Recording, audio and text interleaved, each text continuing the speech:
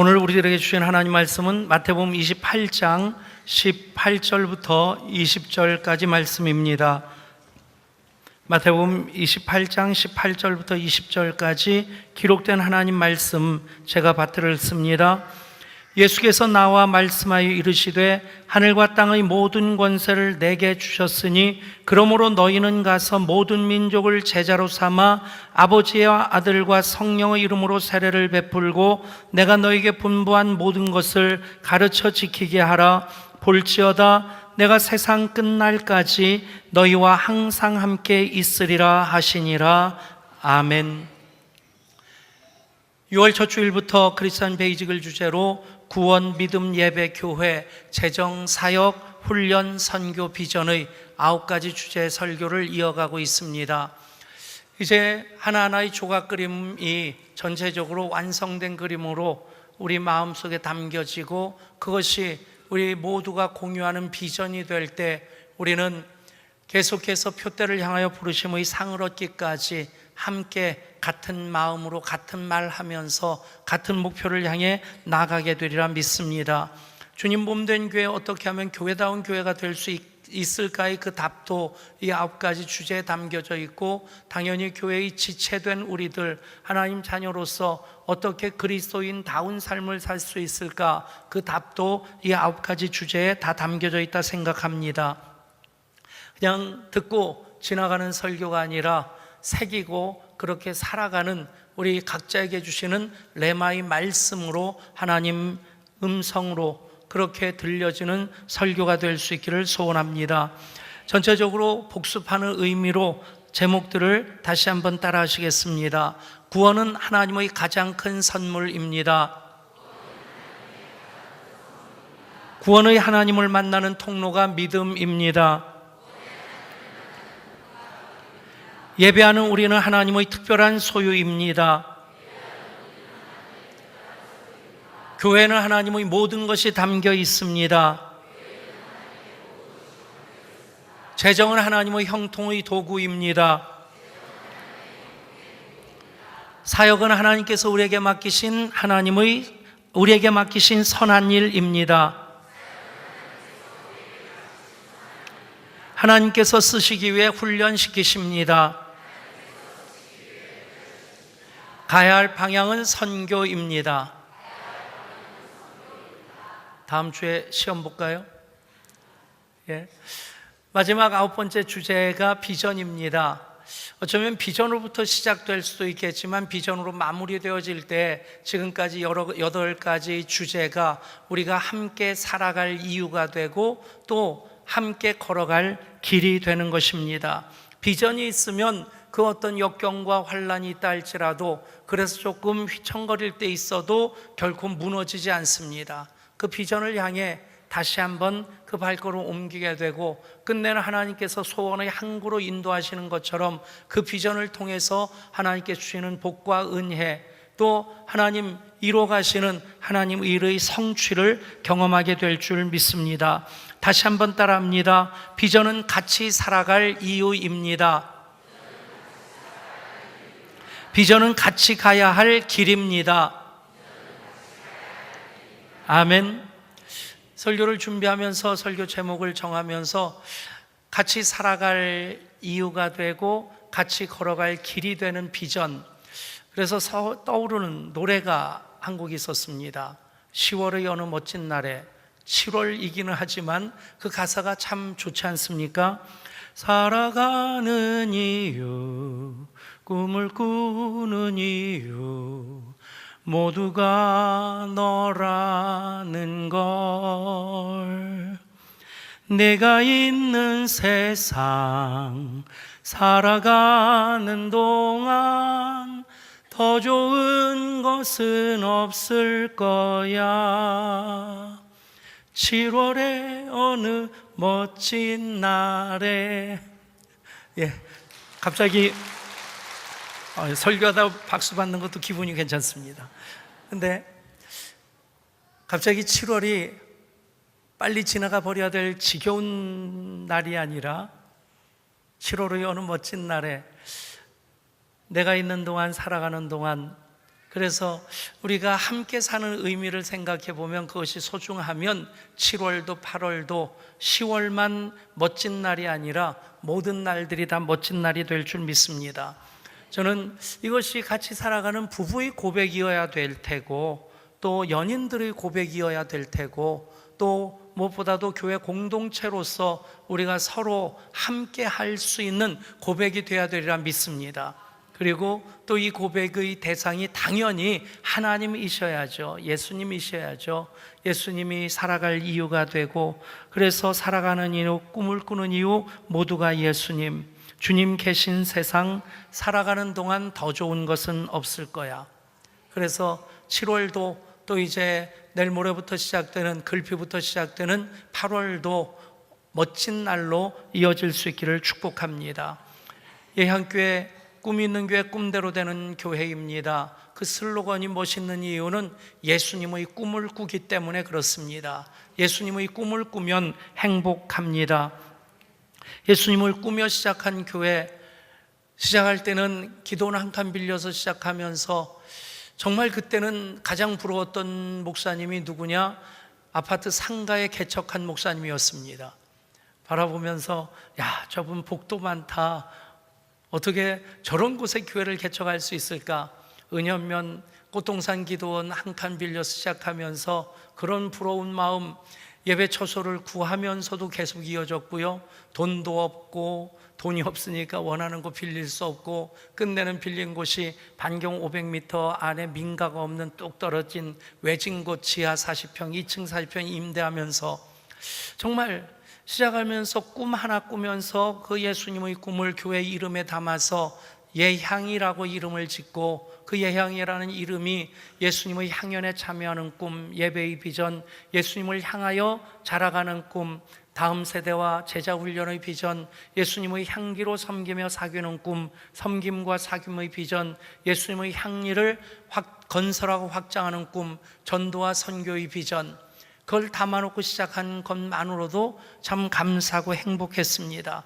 그러면서 꿈을 꾸기 시작할 때 꿈을 키워나가는 만큼 하나님께서 꿈대로 이루어 주셔서 우리가 여기까지 올 수 있었고, 또 지금도 예배하면서 하나님을 기대하는 마음이 언제나 설레임으로 이어지는 것은 하나님께서 우리의 꿈을 키워주실 뿐 아니라 그 꿈 또한 이루어 주실 것을 믿기 때문입니다. 그 기대하는 마음이 하나님을 향한 우리의 시선이 될 수 있기를 소원합니다. 비전 그토록 소중합니다. 아무것도 없었지만 꿈 하나 가지고 시작된 교회. 그래서 제 가슴 속에 항상 담겨있는 사진 한 장이 있는데, 우리 교회 개척한 때가 1999년 10월 17일입니다. 그리고 다음 해 2000년 처음 중고등부 수련회를 가는데, 그 수련회를 소록도 아래에 있는 거금도로 가게 되었습니다. 가게 된 이유가, 제가 동두천에서 목회할 때 집사님 한 분이 귀농을 한다고 하시면서 어디로 가시냐니까 거금도가 고향이라서 글로 가신다는 거예요. 그러면서 한번 꼭 놀러 오시라고, 그냥 인사치레로 말씀으로 끝나는 것 아니고 계속해서 몇 번 전화도 주시고, 그래서 한번 꼭 가야 되겠다는 그런 부담감이 있었는데, 마침 처음 수련회 중고등부 아이들이 한 20명 채 안 되고, 그런 정도면 한번 갈 수 있겠다 해서 전화를 드렸더니 너무 흔쾌히 반갑게 오라고 말씀하셔서 이제 거금도까지 가게 되었습니다. 내려가는 시간 13시간, 올라오면서 11시간. 내려갈 때 2시간이 더 걸렸던 이유가 뭐냐면, 대덕 그 과학연구단지 안에 우주항공연구소를 견학하는 그 시간까지 가져서 그 견학을 하는 그 프로그램 속에서 그 플라스틱으로 만든 모형 비행기 그 하나씩을 주고 모형 비행기를 제작하게 했습니다. 그것을 밖으로 가지고 나와서 한 10명 가까이 되는 이 중고등부 아이들이 하늘을 향해 이렇게 날리는데, 그 장면을 사진으로 찍었어요. 우리 교회의 다음 세대 주역들이라고 할 수 있는, 이제 막 중고등부가 시작돼서 그 아이들이 비행기를 날리는 그 장면이 정말 우리 교회 비전을 담은 모습처럼 언제나 제 가슴에 담겨 있습니다. 그렇게 13시간 내려가 가지고 거금도라는 곳, 지도를 통해서 볼 때는 점 하나 찍혀 있어서 이쪽 해변에서 공차면 저쪽 해변으로 떨어지겠다. 웬걸요? 선착장은 여기고 우리가 가야 될 교회가 이쪽 이 선 반대편인데, 우리를 안내하기 위해서 나온 목사님이 그 배를 타고 온 분 한 분을, 교인을 이 중간에 산 중턱에 있는 마을에 데려다 주고 가야 된다고 그쪽으로 길을 안내를 하는 거예요. 그분 차는 사륜구동이라서 이 산길을 잘 올라가는데, 우리가 가지고 온 차는 고물, 그 옛날 뭡니까? 쌍용에서 나온 거, 그거에다가 뭐 빌린 봉고차 한 대에다가 해가지고 아이들까지 가족 휴가를 겸해서 가는 분들까지 해서 전체 약 40명 정도 올망졸망한. 근데 그 차는 거침없이 올라가는데 다른 차들은 미끄러지기도 하고 바로 전주에 태풍이 지나간 거예요. 그냥 길이 막 파여가지고 빠져서 굴 그냥 헛바퀴 도는 거 밀어내기도 하고 그렇게 해서 갔는데, 이 산 하나 넘는데 인디아나 존스 영화 보는 것 같더라고요. 아마존 탐험하는 기분이었습니다. 그렇게 넘어가서 거기서 3박 4일 지내는 동안 우리를 초청한 그 집사님이 시간만 나면 바다에 가서 통발을 끌어올려 가지고 문어, 광어, 도다리 할 것 없이 엄청나게 가져와서 그냥 갔다 오기만 하면 이만한 그 바구니에다 그냥 가득가득 담아서 부엌에 갖다 주십니다. 그러면 회를 처먹습니다. 회 처먹고 튀겨 먹고 삶아 먹고, 아무튼 애들이 3박 4일 동안 얼마나 많이 먹었는지 제 기억에도 지금까지 해산물을 그렇게 많이 먹었던 적이 없었던 것 같아요. 그러다가 아이들 분반 공부한다고 할 때 이제 봉사위원들은 그 집사님이 고깃배 태워가지고 나가서 통발 끌어올려 가지고 거기서 그냥 그 자리에서 고기를 그냥 도마에다가 회를 쳐줍니다. 근데 도마가 이 칼 자국마다 시커먼 거예요. 때가 껴가지고. 그걸 보는 순간 식욕이 뚝 떨어져가지고, 야, 저거 어떻게 먹나? 그러면서 고민하고 있는데 뚝뚝뚝뚝 잘라가지고는 된장 이 항아리를 뚜껑을 여는데 옆은 시커멓게 말라있고 곰팡이 옆에 있고, 시커먼 된장 넣으면서 여기다 찍어 먹으라는 거예요. 그러는데 어떻게 안 먹습니까? 근데 처음에는 어떻게 마지못해서 하나 찍어 먹는 그 순간부터 이거 먹지 않은 사람 말씀하지 마세요. 아무튼 그 다음부터는 젓가락이 막 왔다 갔다 하면서 순식간에 한 마리씩 해치워버리고, 또 바닷가에 나가서 수영할 줄 아는 사람은 어떻게 한 사람도 없더라고요. 그냥 파도가 몰려오면 파도에 휩쓸리지 않기 위해서 점프를 하면 파도가 지나가고, 그것도 파도 타는 재미 솔솔하더라고요. 뭐 서핑 그 보드를 타질 않더라도 그러면서 파도 탔던 그 기억이 우리 교회 쭉 이어오면서 이 덕정도, 고읍도, 옥정도 변화될 때마다 그 생각이 계속 드는 거예요.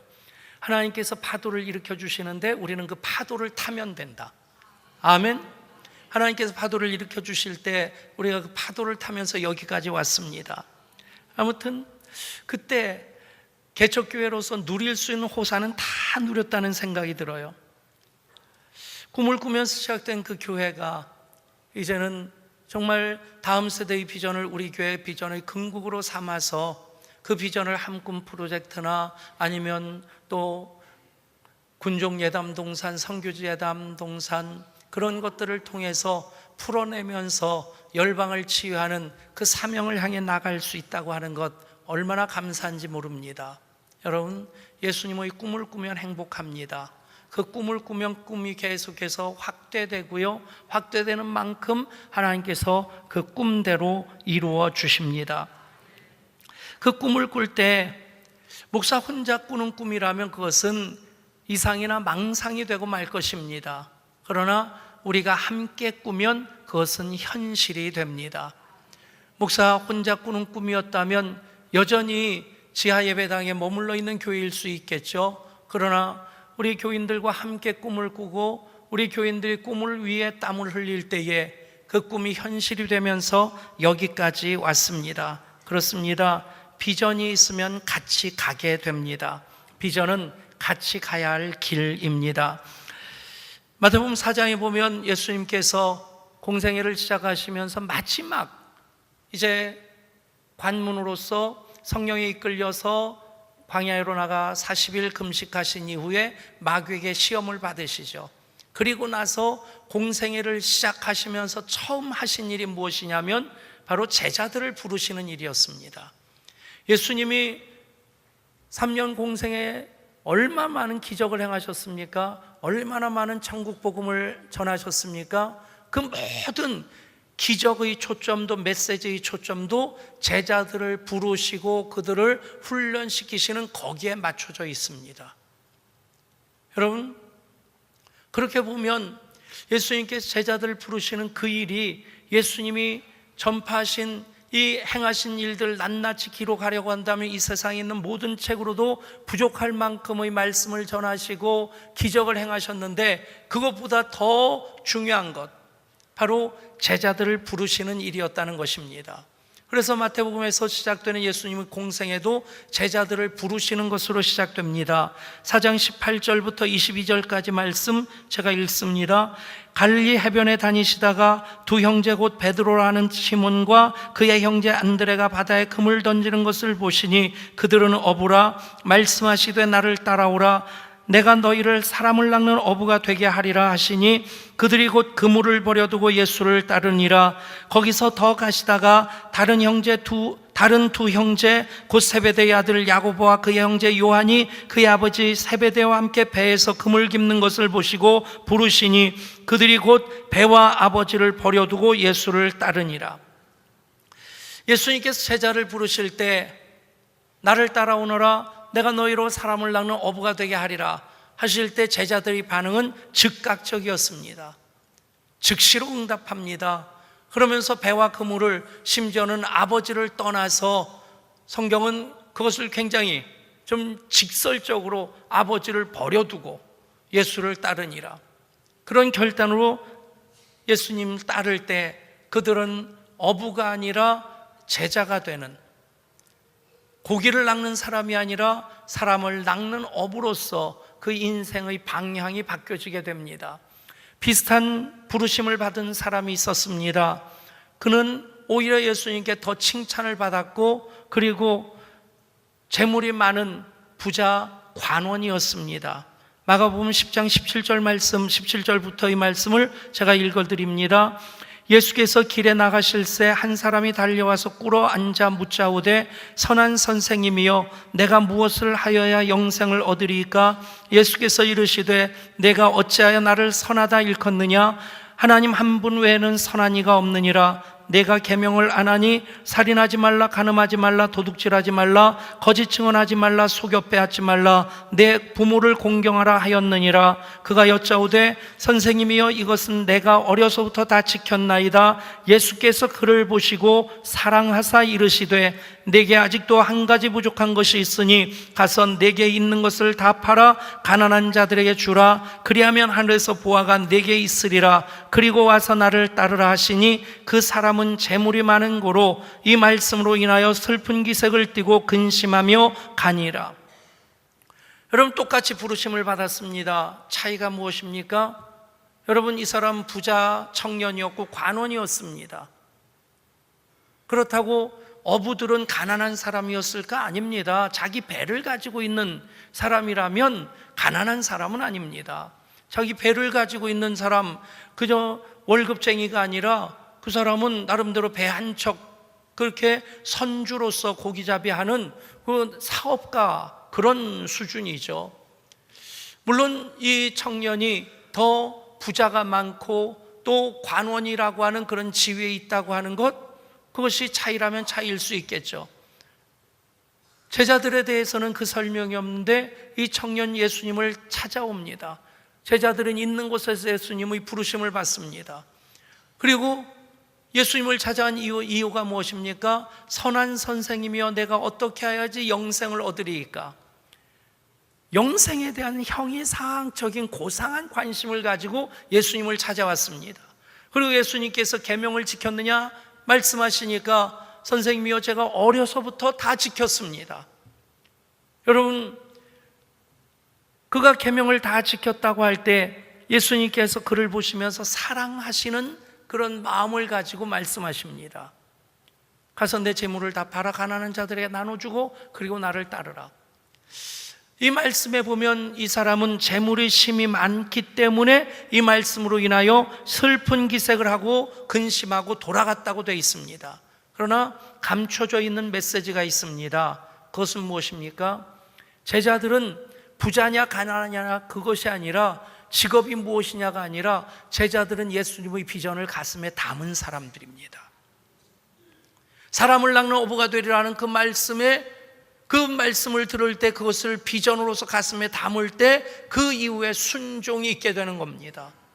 여러분, 얼마나 그 사람이 착하고 계명을 많이 알고 또 계명을 잘 지켰느냐, 그것도 중요한 기준은 될 수 있는데, 여러분 성경에 보면 바리새인, 사두개인들, 서기관들 많이 나옵니다. 우리는 이 사람들이 아주 탐욕스럽고 물질의 권력에 눈이 먼 사람들로서 그렇게 생각하는데 잘못 이해하는 겁니다. 계명을 지키는 것에 있어서는, 계명을 잘 아는 것에 있어서는 바리새인 따라갈 사람이 없을 만큼이었습니다. 하나님을 그만큼 사랑하는 열심으로 살아갔는데 왜 그들이 예수님을 대적했습니까? 왜 예수님을 십자가에 못 박았습니까? 예수님의 비전이 그 속에 없었기 때문입니다. 여러분, 어떤 사람이냐 하는 것, 그것보다 더 중요한 것은 예수님의 비전을 가슴에 담은 사람은 예수님을 따르고 예수님의 제자가 됩니다. 그런데 그 사람이 윤리적으로 또는 종교적으로 꽤 준비된 사람 같아 보이지만 예수님의 비전을 가슴에 담지 아니하면 예수님을 따르기는커녕 오히려 예수님을 대적하고 핍박하고 끝내는 십자가에 못 박아 죽이게 하는 그 일까지 행할 수 있다는 얘기입니다. 여러분, 비전이 있으면 배와 그물을 버려두고 예수님을 따릅니다. 그것이 최우선순위가 됩니다. 그런데 예수님의 비전을 공유하지 못하면 예수님을 따라갈 수가 없습니다. 예양교회가 예수님의 교회인 이유는 예수님으로부터 시작됐기도 하지만, 예수님이 주인이 되시기도 하시지만, 더 중요한 것은 예수님의 비전이 우리 속에 있고 그 비전을 따라가고자 할 때 교회다운 교회로서 주님이 영광 받으시고 주님이 역사하시는 교회가 될 줄 믿습니다.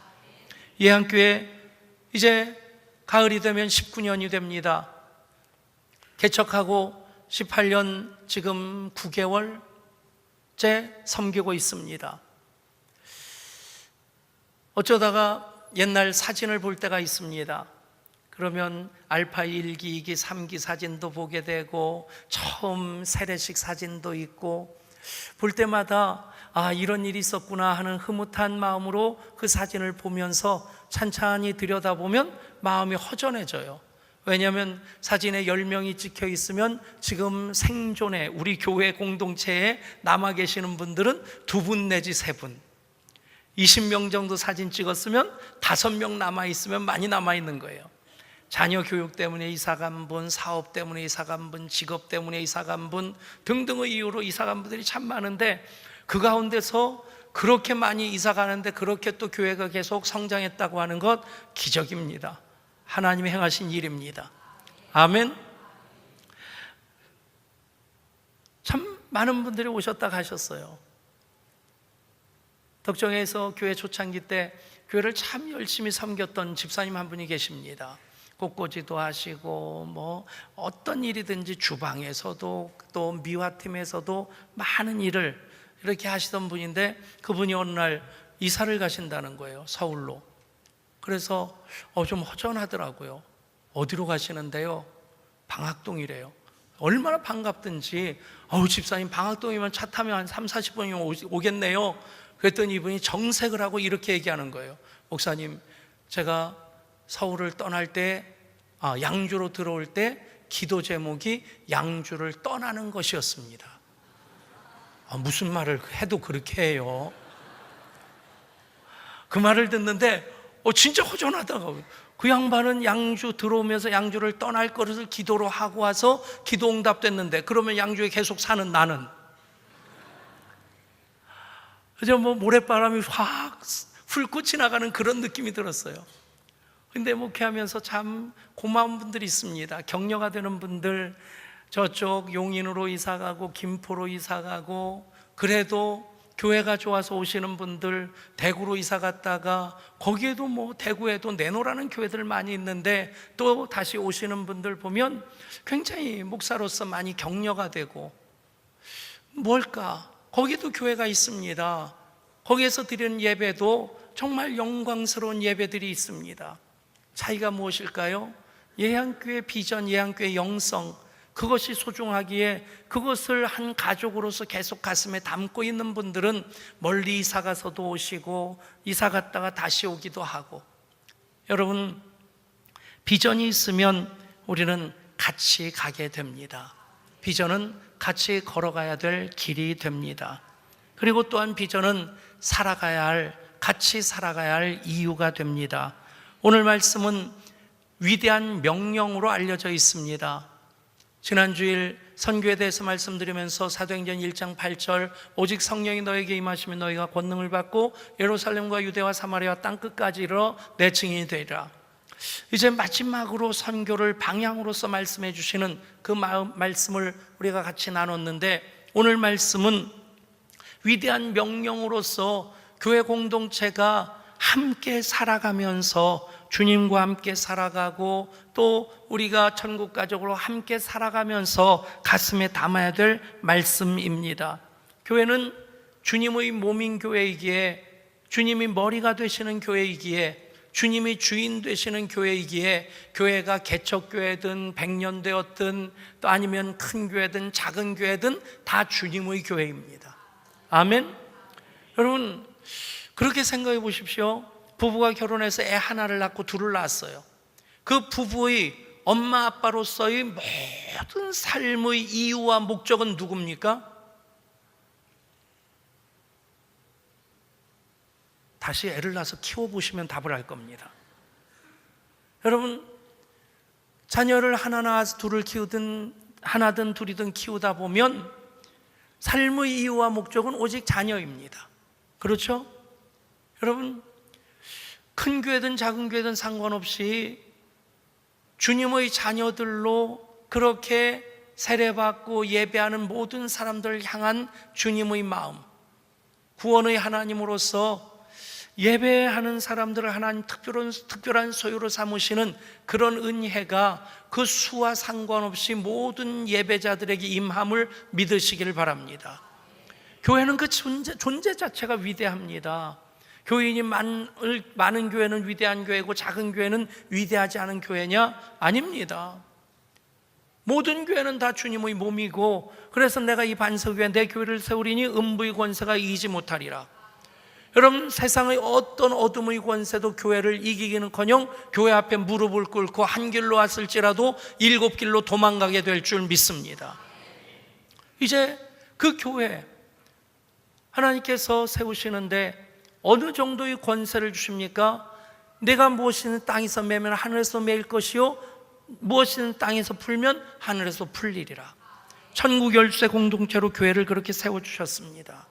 여러분, 교회는 위대한 교회인 것을 믿으시길 바랍니다. 위대한 교회의 꿈을 꿀 때 우리는 어떻게 하면 교회가 하나님의 위대한 일을 이루어 나갈 수 있을까? 우리 교회도 좋은 교회를 넘어 위대한 교회의 그 꿈을 꾸며 나아갑니다. 그 답은 위대한 계명과 위대한 명령에 대한 위대한 헌신을 하는 교회가 위대한 교회가 됩니다. 위대한 계명이 무엇입니까? 마태복음 22장 37절부터 40절까지의 말씀입니다. 예수께서 이르시되 내 마음을 다하고 목숨을 다하고 뜻을 다하여 주 너의 하나님을 사랑하라 하셨으니 이것이 크고 첫째 되는 계명이요 둘째도 그와 같으니 내 이웃을 내 자신같이 사랑하라 하셨으니 이 두 계명이 온 율법과 선자의 강령이니라. 아멘. 위대한 계명이라고 하는 이유가 무엇입니까? 구약의 39권의 모든 말씀을 이 단 2절에 다 담았습니다. 그것이 무엇입니까? 하나님 사랑, 이웃 사랑입니다. 이것이 온 율법과 선자의 강령이니라. 위대한 계명을 주셨습니다. 그리고 오늘 28장 18절부터 이 말씀이 위대한 명령입니다. 예수께서 나와 말씀하여 이르시되 하늘과 땅의 모든 권세를 내게 주셨으니 그러므로 너희는 가서 모든 민족으로 제자를 삼아 아버지와 아들과 성령의 이름으로 세례를 베풀고 내가 너희에게 분부한 모든 것을 가르쳐 지키게 하라. 볼지어다 내가 세상 끝날까지 너희와 항상 함께 있으리라 하시니라. 아멘. 여러분, 위대한 계명과 위대한 명령에 대한 위대한 헌신이 위대한 교회를 만듭니다. 따라할까요? 위대한 계명과 위대한 명령에 대한 위대한 헌신이 위대한 교회를 만듭니다. 아멘. 여러분, 얼만큼 위대한 교회 계명과 위대한 명령에 대해서 집중하느냐, 그것을 우리 비전으로 그대로 담으면 같이 걸어가야 될 길로서 위대한 계명과 위대한 명령을 붙잡고 같이 살아야 할 이유로서 위대한 계명과 위대한 명령을 붙잡고 나갈 때에 우리 교회가 위대한 교회가 될 줄 믿습니다. 여러분, 그것이 바로 우리가 비전을 같이 걸어야 가야 할 길로, 같이 살아야 할 이유로 붙잡아야 되는 이유입니다. 한 소형 비행기가 승객 3명을 태우고 하늘을 날다가 갑자기 기관고장으로 추락을 하게 되었습니다. 조종사가 있고 승객이 3명이 있고, 근데 추락을 하게 되었는데 보니까 그 비행기에 실려있는 낙하산은 3개밖에 없는 겁니다. 그 상황을 가장 먼저 파악하고 있는 이 비행사가, 조종사가 낙하산 하나를 메고 뛰어내렸습니다. 그러자 그 다음 과학자가 마음에 나는 과학자니까 인류 문명을 위해서, 문화를 위해서 무엇인가 기여해야 될 사람이니까 나는 살아야 돼. 그리고는 또 하나를 메고 뛰어내렸습니다. 이제는 하나밖에 안 남았는데 그 남은 2사람은 목사님과 보이스카우트 소년이었습니다. 목사님이 보이스카우트 소년 어깨를 붙잡고, 얘야, 낙하산이 하나밖에 없으니까 나는 살 만큼 살았으니 내가 내 대신 살아야 되겠구나. 예수 잘 믿고 내가 못한 일 내가 대신 해주길 바란다. 그러자 이 아이가 빙긋 웃으면서 목사님도 같이 뛰어내리시면 돼요. 아니, 낙하산이 하나밖에 없는데 어떻게 그럴 수 있겠냐. 그러자 이 아이가 그러는 겁니다. 목사님 그거 못 보셨어요? 조금 전에 뛰어내린 그 과학자 아저씨가 제 보이스카우트 배낭 메고 뛰어내렸어요. 여러분, 비전이 없이 살려고 하는 욕심은 추해집니다. 살고자 노력하는 것 때문에 오히려 죽음을 재촉하는 경우들 많죠. 여러분, 우리가 어떤 비전을 가지고 사느냐, 그것으로서 내 삶의 가치를 높일 수도 있고 존재 의미가 정말 초라한 사람으로 간신히 사는 것으로 만족하면서 버텨내는 그 수준에 머무를 수도 있을 것입니다. 리더십 전문가인 존 맥스웰 목사님은 이런 얘기를 합니다. 이 세상에 있는 모든 사람들을 4종류의 사람으로 나누는데 첫 번째는 방황자, 두 번째는 추종자, 세 번째는 성취자, 네 번째는 지도자, 그렇게 얘기를 합니다.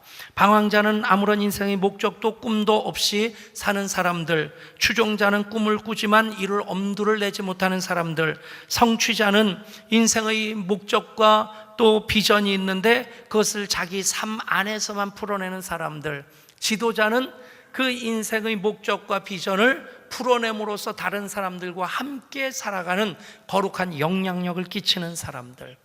여러분, 누가 제자입니까? 예수님의 비전을 가슴에 담은 사람입니다.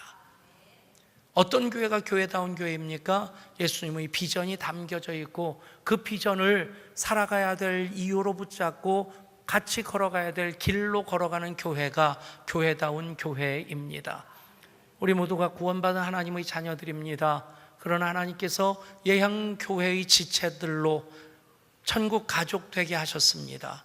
그 이유는 동일한 예향의 꿈이 있기 때문입니다. 그 꿈이 우리 모두에게 있어서 살아야 할 이유가 될 수 있기를 소원합니다. 같이 걸어갈 길이 돼야만 합니다. 기도합니다. 하나님, 9주 동안 크리스천 베이직의 설교를 이어왔습니다.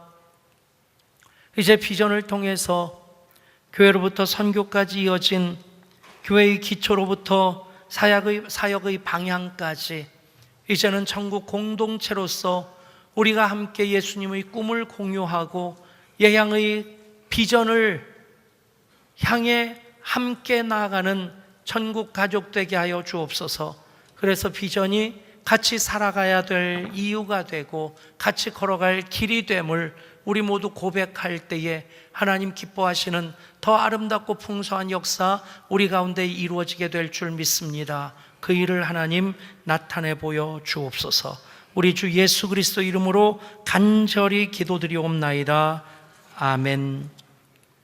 이 시간 드림싱어즈 특별 찬양과 함께 봉헌하시겠습니다.